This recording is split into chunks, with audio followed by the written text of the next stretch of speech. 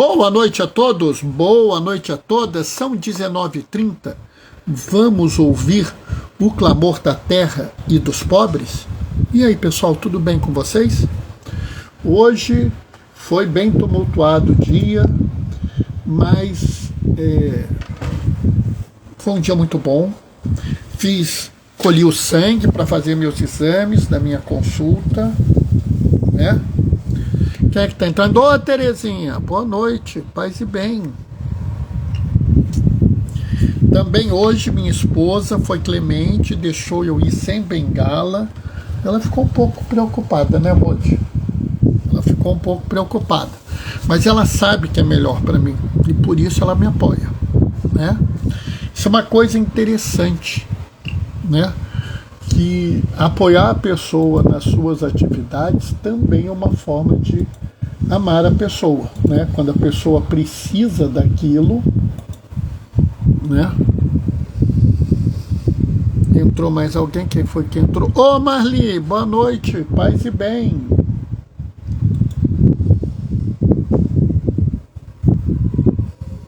Então, nós estamos aí na nossa atividade. Hoje nós fizemos um monte de coisa. Gilmar, boa noite, paz e bem. E amanhã é um dia assim interessante para mim, porque eu vou fazer a primeira participação vai ser a primeira vez que nós vamos fazer a seleção para os alunos do doutorado de ATS, né, de avaliação de tecnologias em saúde, que é uma coisa que a gente trabalha há um bom tempo. Entrou mais alguém? Gracinha! Boa noite, paz e bem. Sabe, pessoal, é uma realização, né? Quando a gente começou a fazer a TS, foi uma batalha, foi um negócio, né? A gente tinha uma série de coisas e a gente foi firme, foi difícil, não foi fácil, não. Aí fizemos o mestrado. Muita gente dizia que a gente não devia fazer o mestrado profissional, que a gente devia guardar o conhecimento só para a gente. Mas a gente não levou isso não, a gente acha que conhecimento deve ser compartilhado. Fioravante, ô menino, como é que você tá? Boa noite, paz e bem. Entrou mais alguém aqui? Oi, Helena, boa noite, paz e bem. E agora a gente está fazendo o doutorado profissional, vai ser uma coisa muito interessante, né? Mas... Hã?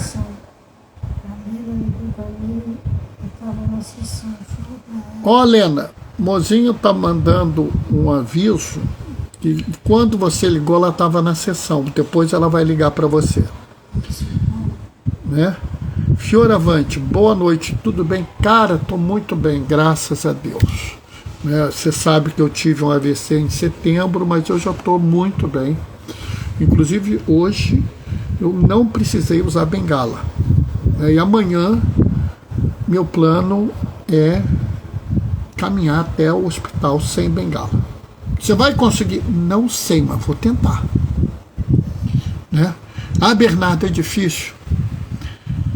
Eu já fiz isso antigamente, né? Então eu vou fazer de novo. Graças a Deus, fala o senhor Elvante. Que bom, né? E assim, eu acho que a gente tem que tentar, tem que se esforçar, né? Nem sempre é fácil, nem sempre é tranquilo, mas é importante que a gente faça, né? Então estamos indo, estamos melhorando e daqui a pouquinho a gente vai ler o Evangelho, né? Seu celular, amor, não estou vendo ele aqui não. Ah não, acho que está lá na sala. Entendeu, pessoal? Hoje é uma parábola bem conhecida, na verdade é uma alegoria e não uma parábola, porque Jesus explica essa parábola. E olhando essa explicação, eu fico pensando se a gente não está fazendo alguma coisa errada. Vocês vão ver por quê.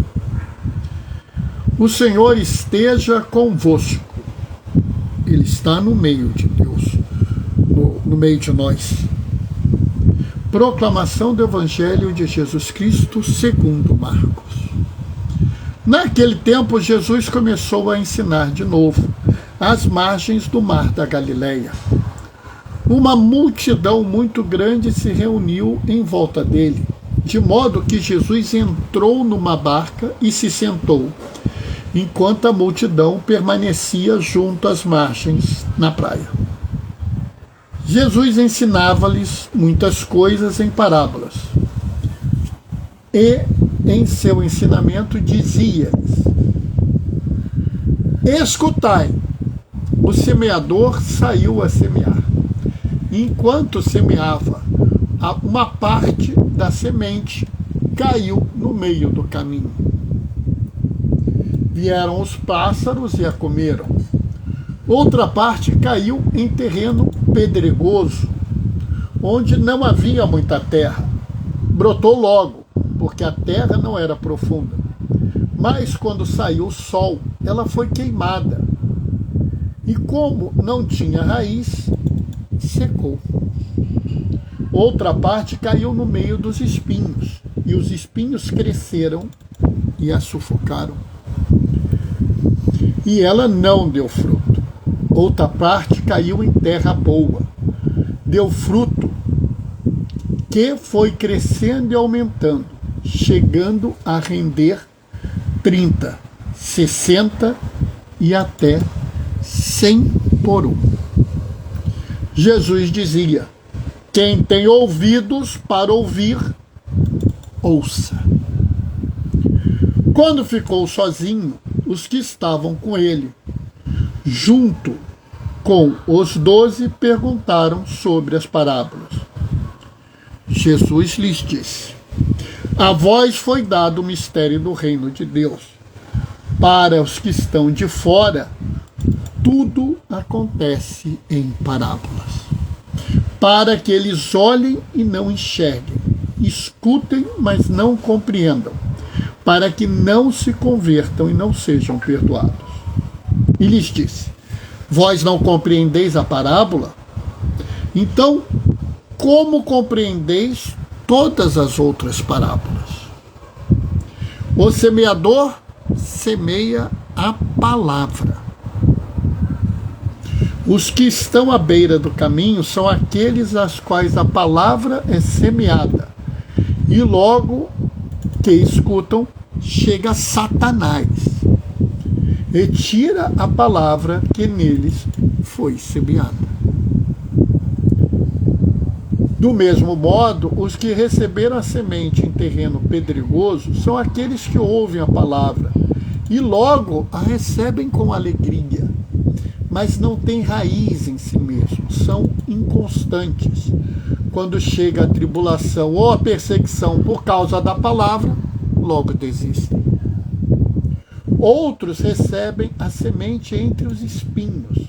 São aqueles que ouvem a palavra, mas quando surgem as preocupações do mundo e a ilusão da riqueza e todos os outros desejos, sufocam a palavra e não produzem fruto. Por fim, aqueles que recebem a palavra em terreno bom são aqueles que ouvem a palavra, recebem e dão fruto. Um dá 30, outros 70, outros 100 por um. Palavra da salvação. Essa parábola, por que isso não é uma parábola e sim uma alegoria? Porque Jesus explica, quando Jesus explica, isso é uma alegoria. Mas isso é uma questão técnica. Vamos continuar chamando de parábola, tá? É só porque alguém pode alguma vez falar isso para vocês. Essa parábola é extensamente conhecida, debatida, e muitos querem aplicá-la na sua vida ou na vida dos outros, atribuindo um tipo de solo. E é muito comum que, quando as pessoas falem de si mesmo, elas queiram usar de uma falsa modéstia. Eu queria ser um terreno bom, mas eu tenho muito problema. Os espinhos do mundo me sufocam. Sei, aproveita, tá para chegar a Quaresma, faz um propósito e se converte. Outros querem dizer do terreno dos outros. Ah, fulano caiu na margem do caminho, Satanás levou ele. Não, fulano é terreno pedregoso, ouve e esquece. É muito interessante porque essas pessoas nunca conhecem praticamente ninguém é terreno bom para essas pessoas. Eles condenam todo mundo e pronto.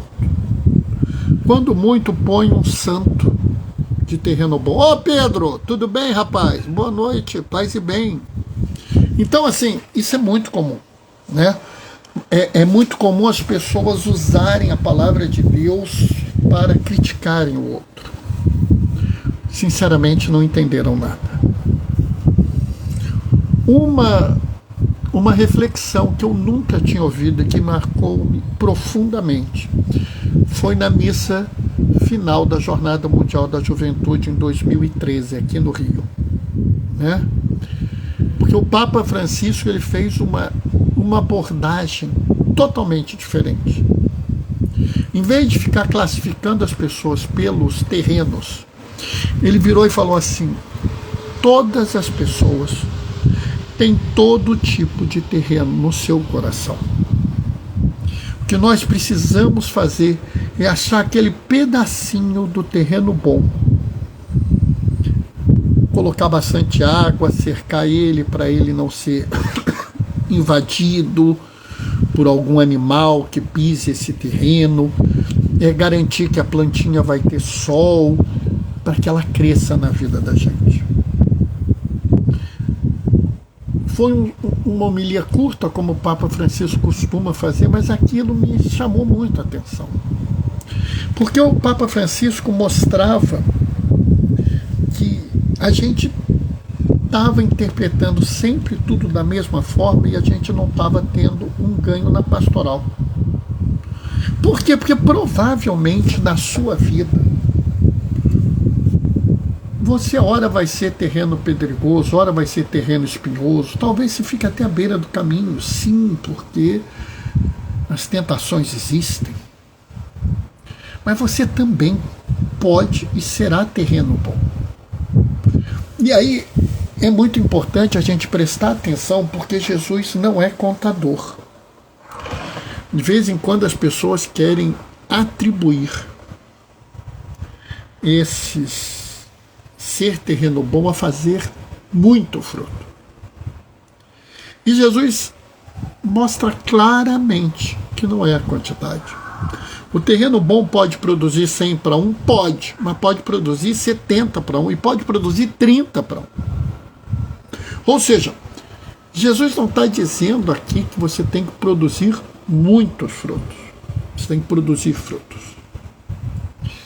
Mas, olhando esse texto, uma coisa me chamou a atenção.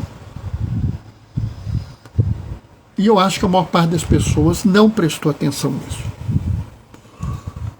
Ou se prestou, não está usando uma mensagem que está aqui. Né? Jesus fala claramente.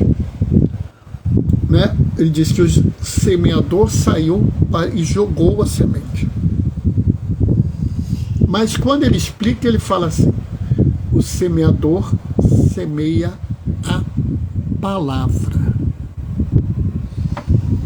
E por que isso é importante? Porque quando a gente vai falar de frutos, as pessoas ficam tentando determinar qual é o fruto. E é muito gozado, porque essa determinação do fruto quase sempre é uma coisa estranha. É algo, vamos dizer, diferente. A semente é a palavra. Então, qual é o fruto? Aquilo que é digno da palavra, aquilo que vem da palavra do Senhor. Então, se a palavra do Senhor diz que eu devo tratar as pessoas como eu desejo ser tratado, Qual é o fruto que deve sair dessa palavra? A forma amável e cuidadosa que eu trato das pessoas. Porque senão, não tem sentido. Caiu a semente que eu devo tratar as pessoas como eu gostaria de ser tratado. E eu trato todo mundo mal, eu humilho as pessoas, eu ameaço as pessoas, eu xingo as pessoas. É assim que você gostaria de ser tratado? Não, Bernardo, claro que não. Então como é que você trata as pessoas assim? Se eu ouço a palavra do Senhor que diz: bem-aventurados os mansos, porque herdarão a terra. Eu posso ser uma pessoa violenta, uma pessoa agressiva, uma pessoa que prega o ódio e a destruição de outras pessoas? Não. O meu fruto é ser um homem manso, pacífico, que quer o bem das pessoas, que não tem palavras de ódio na boca, que quer construir, quer que as pessoas progridam na vida e se tornem pessoas boas, que tenham um bem viver. Esse é o fruto dessa palavra.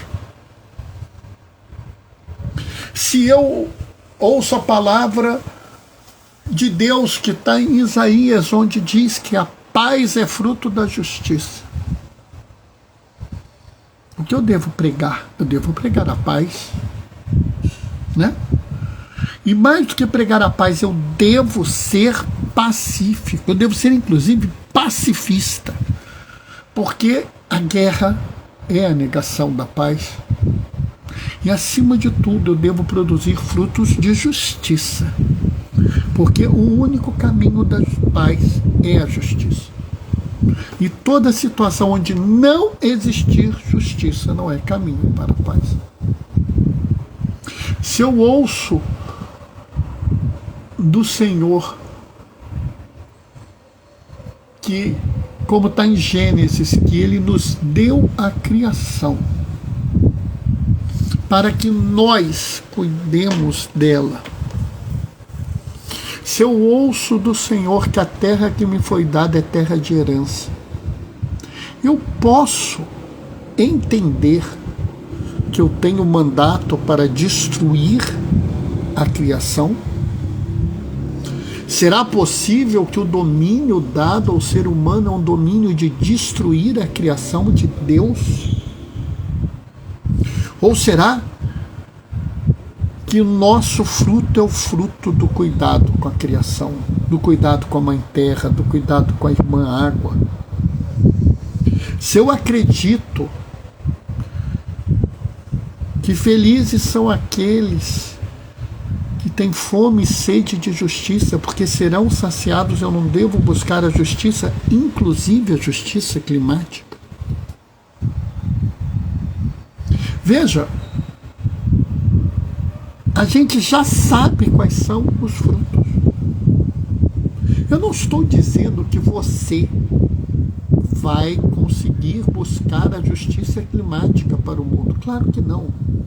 Mas você deve se comprometer com isso e questionar toda aquela pessoa que não segue isso.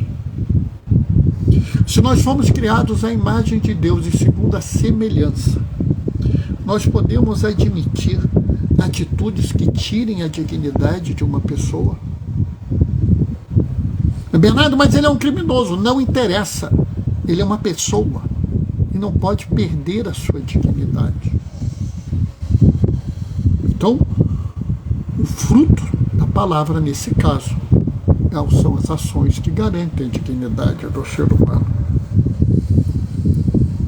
Paulo diz que toda a criação geme em dores de parto, esperando a encarnação de Jesus.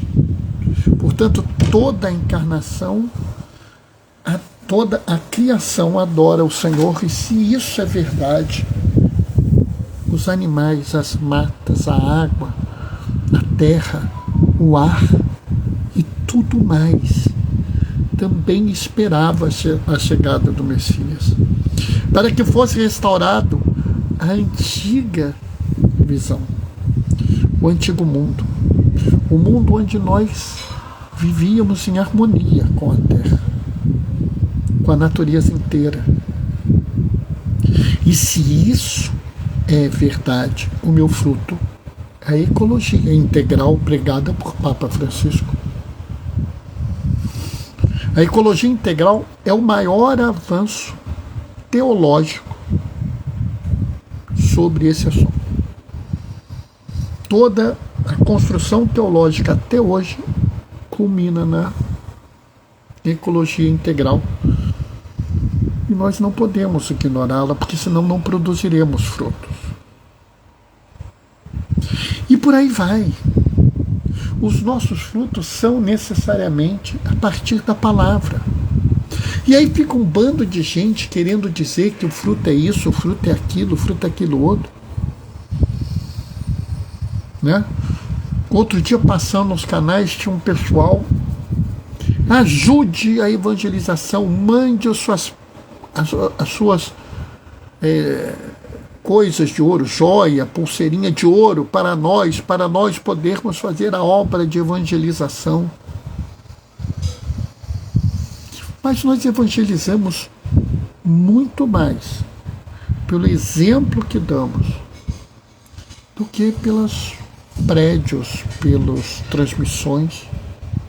E eu tenho certeza que eu posso tocar muito mais alguma pessoa pelo exemplo que eu dou na minha vida do que por qualquer live que eu faça. Eu tenho certeza que alguns exemplos que eu posso dar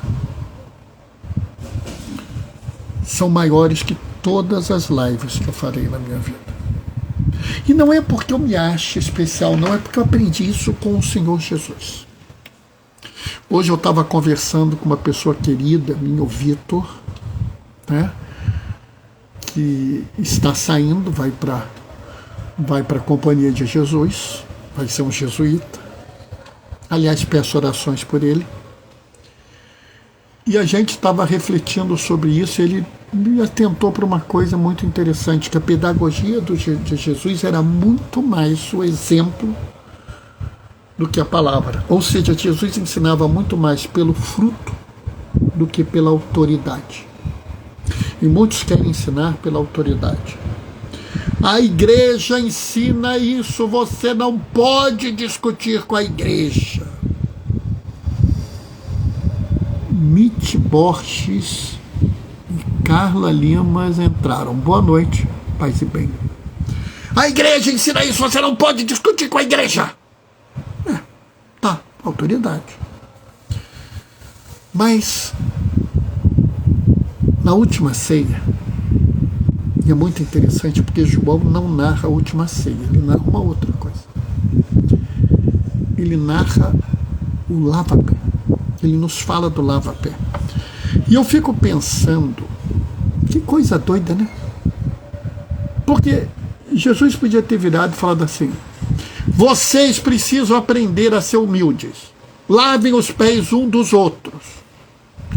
E eu tenho certeza, ô Luciana, boa noite, paz e bem, eu tenho certeza que se fizesse isso, Pedro ia dar um salto. Tá entendendo? Ia virar assim: esse pé é meu, deixa que eu lavo. Esse aqui também eu vi primeiro. Ia querer lavar uns 3 logo. Até o pé de Judas ele ia lavar, entendeu? Porque Pedro era assim. Mas Jesus não quis usar a autoridade dele, mesmo podendo usar. O que Jesus fez? Jesus usou o exemplo. Sem falar nada, começou a lavar os pés dos outros. Esse exemplo é o fruto. E por ser o fruto, ele mostra, ele dá semente. A ação de Jesus de lavar os pés é muito maior do que qualquer ensinamento e qualquer autoridade que ele pudesse ter ou fazer sobre esse assunto. Portanto, cada vez mais quando eu leio isso, eu acho que os frutos são claros. Veja a palavra do Senhor, a palavra de perdão, de misericórdia, de acolhimento, de inclusão, de amor às pessoas próximas, principalmente as frágeis, as marginalizadas, as que estavam nas periferias geográficas, sociais e existenciais. As palavras de Deus em relação àquilo que Ele criou e da necessidade que nós temos de cuidar dessa realidade. Toda a criação foi feita para que nós pudéssemos viver e viver bem e viver plenamente. Com alimento de qualidade, com uma vida confortável. E se nós não estamos buscando isso para todas as pessoas, nós estamos perdendo a chance de dar mais um fruto. Bernardo, eu nunca pensei assim, será que eu não produzi fruto nenhum, então eu estou condenado? Primeiro, Jesus não quer condenar ninguém. Esqueçam essa teologia de um Deus carrasco, de um Deus que pune, de um Deus que maltrata. Jesus está doido para te ter do lado dele. Ele te ama assim loucamente. Se você não tinha entendido isso até agora, se mesmo sem entender você não tinha intuído e não tinha seguido essa vida, não tem problema. Começa agora. Lembra que Jesus não é contador, ele não vai pesar os frutos que você fez em relação ao mal que você fez, ele não está nem aí para o mal, ele só quer saber dos seus frutos. Produza frutos a partir de hoje, e eu garanto que ele vai te receber lá na terra sem males. Amém? 19h57, hoje eu falei pouco. Teve algumas pessoas que entraram aí, algumas eu acho que é a primeira vez que entram, tá? Essa live é sempre uma live aberta. Toda a opinião é bem-vinda, toda a participação é bem-vinda. Ah, Bernardo, eu quero escrever uma opinião durante a sua homilia. Escreva, não raro, elas me ajudam muito, tá?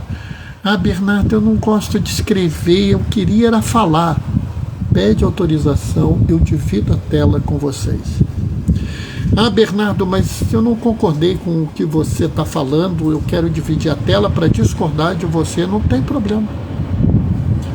Não tem problema. Pode entrar e discordar de mim, que vai ser muito bem recebido, muito bem recebida, né? A gente que vive a palavra do Evangelho, a gente tem que saber ouvir a palavra dos outros, tá? É claro que é um pouco difícil, mas estamos aí para isso. Cada vez é mais fácil, né? Cada vez é mais fácil ouvir as outras pessoas. Isso é um dos frutos que eu espero estar dando na minha vida, tá? Essa foi a reflexão de hoje. Amanhã tem reflexão. Tá? Sexta-feira tem reflexão, sábado tem reflexão, domingo não tem não, tá? Domingo eu estou dedicado à igreja e à família, tá? Bom, vou me despedir deixando a minha bênção. O Senhor esteja convosco, Ele está no meio de nós, por intercessão de Damião de Molokai, desça sobre vós e permaneça para sempre a bênção do Deus Todo-Poderoso no amor, aquele que é Pai, Filho e Espírito Santo. Amanhã, 19h30, a gente se vê. Até lá. Beijos e bênçãos. Tchau, tchau, pessoal.